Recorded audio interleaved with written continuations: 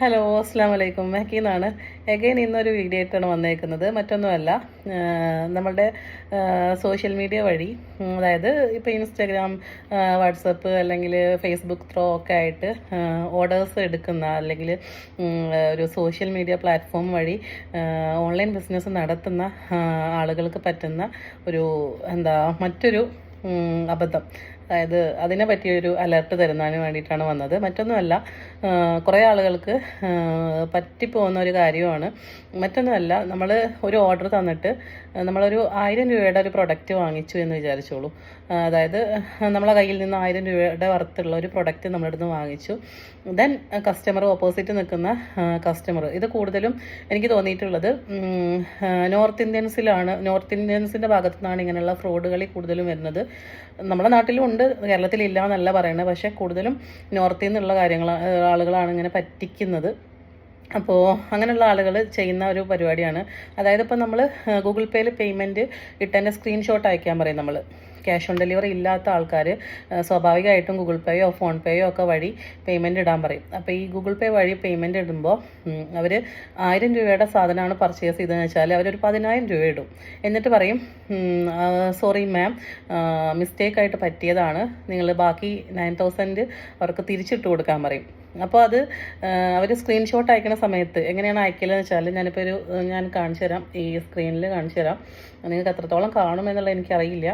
ഇപ്പോൾ ഇത് നമ്മൾ ഇങ്ങനെയാണ് ഗൂഗിൾ പേയിൽ ഇങ്ങനെയാണ് നമ്മൾ പൈസ പേയ്മെൻറ്റ് ഇട്ടേണ്ടത് കാണിക്കുക, 1000 ഇട്ടേണ്ടത് കാണിക്കുക, ഇതുപോലെ സ്ക്രീൻ വഴി കാണിക്കും.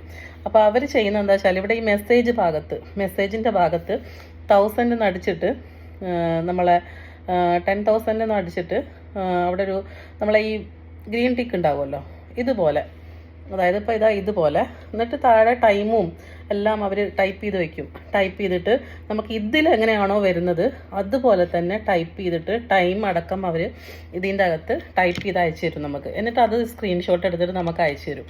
അങ്ങനെയാണ് അവർ ചെയ്യുന്നത്. അപ്പോൾ അതിൻ്റെ അകത്ത് ടൈം ഉണ്ടാവും, പേയ്മെൻറ്റ് ഉണ്ടാവും, നമുക്ക് ഇന്ന ആൾക്കാണ് അയക്കുന്നത്, അതായത് ഓൾറെഡി അത് കിട്ടുമല്ലോ, നമ്മളുടെ നമ്പർ അടിക്കുമ്പോൾ നമ്മളുടെ ഗൂഗിൾ പേയുടെ നമ്പർ കിട്ടും.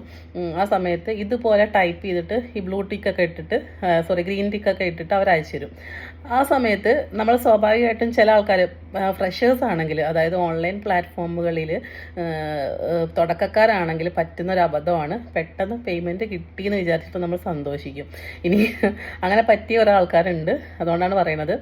എനിക്ക് പറ്റിയിട്ടില്ല കേട്ടോ എന്തായാലും. കാരണം നമ്മൾ കറക്റ്റ് മെസ്സേജ് നോക്കും, അതായത് നമ്മളുടെ ഫോണിൽ മെസ്സേജ് വന്നിട്ടുണ്ടോ നോക്കും. അതായത് പേയ്മെൻറ്റ് വരുമ്പോൾ നമുക്ക് ബാങ്കിൻ്റെ മെസ്സേജ് വരും, ഇല്ലെങ്കിൽ നമ്മുടെ അക്കൗണ്ട് സ്റ്റേറ്റ്മെൻറ്റ് നോക്കിയാൽ അറിയാം, അല്ലെങ്കിൽ ഗൂഗിൾ പേ തന്നെ കയറിയിട്ട് നമ്മൾ സമ്മറി നോക്കിയാൽ അറിയാം, ബാലൻസ് നോക്കുമ്പോൾ അറിയാം നമുക്ക് ആ എമൗണ്ട് കിട്ടിയിട്ടുണ്ടോ എന്നുള്ളത്. അപ്പോൾ അങ്ങനെ ഇല്ലാത്തൊരു സംഭവമാണെങ്കിൽ നമ്മൾ ഒരിക്കലും അതിന് റിപ്ലൈ കൊടുക്കേണ്ട ഒരു ആവശ്യമില്ല. അവരുടെ അടുത്ത് ഓക്കെ നമ്മൾ തിരിച്ചിട്ടുണ്ടെന്ന് പറഞ്ഞിട്ട് ഞാൻ സ്വാഭാവികമായിട്ടും കാണിക്കാറ് എന്താ വെച്ചാൽ, ഇതേപോലെ ടൈപ്പ് ചെയ്തിട്ട് തിരിച്ചയച്ചു കൊടുക്കും.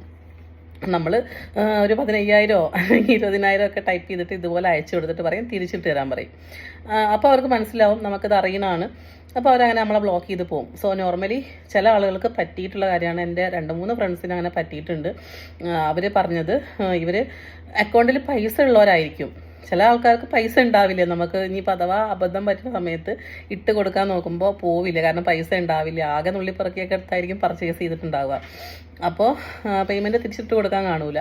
അല്ലാത്ത പേയ്മെൻറ്റ് ഇപ്പോൾ ഓൺലൈനിൽ ഒരുപാട് ബിസിനസ് ചെയ്യുന്നവർക്ക് എമൗണ്ട് ഉണ്ടെങ്കിൽ സ്വാഭാവികമായിട്ടും പറ്റാറുണ്ട് ഇങ്ങനെ. അപ്പോൾ 10,000 ഇട്ട് തന്നിട്ട് 9,000 അങ്ങോട്ട് ഒരു പൈസ ആയിട്ടുണ്ടാവില്ല, ഒരു രൂപ പോലും അവർ അയച്ചു തന്നിട്ടുണ്ടാവില്ല. അപ്പോൾ നോർത്തിൽ നിന്നുള്ള പല ആൾക്കാരുമാണ് ഇത് തരുന്നത്.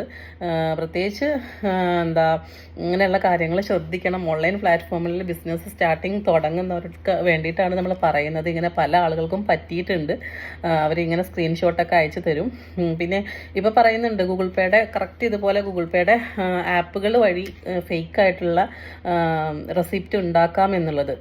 അപ്പോൾ അതും നിലനിൽക്കുന്നുണ്ട്.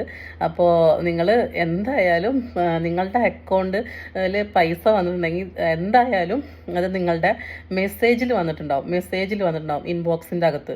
അപ്പോൾ ആ പേയ്മെൻറ്റ് റിസീവ് ആയിന്ന് കണ്ടാൽ മാത്രം നിങ്ങൾ അവർക്ക് പ്രൊഡക്റ്റ് അയച്ചു കൊടുക്കുക.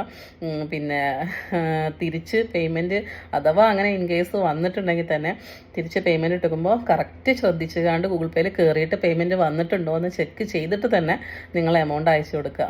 ഓക്കെ, അസ്സലാമു അലൈക്കും.